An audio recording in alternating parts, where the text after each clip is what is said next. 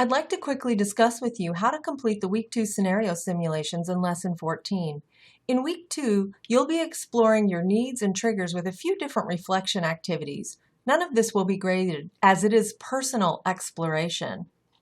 Scrolling down into the needs threat assessment, you'll see there's a checklist where you check only 3 needs that you hold most dear and that most often set off your emotions when they are at risk of not being met. Once you click those, you'll then do a journaling activity. Each journaling activity is listed on a card and has an audio prompt. Just press the play icon to listen. Scroll through each of the cards and explore each trigger. When you've completed that, there's a contemplative practice.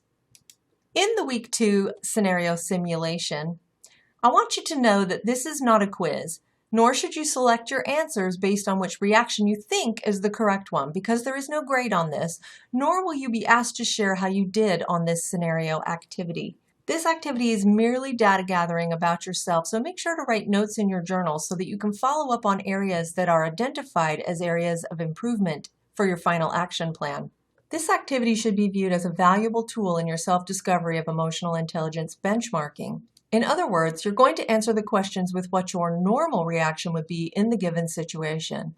If your normal reaction is not listed, please choose the reaction that you resonate with most. To start, click the Continue button. Hi, I'm Joe. I'd like to explore some potentially emotionally triggering scenarios and different reactions to each one.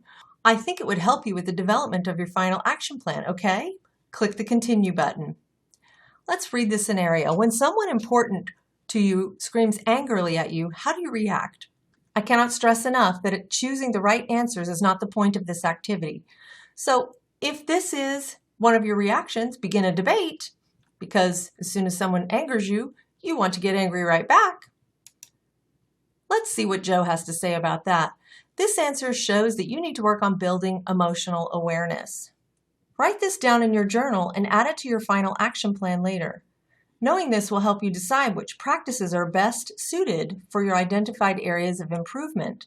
Click the Try Again button and select another reaction. Let's say how upsetting it is to be yelled at. Let's choose that. Joe says this is an appropriate response for this reaction. It says that sharing your thoughts in a constructive way shows an active awareness of your emotional state. Click Continue to move to the next scenario.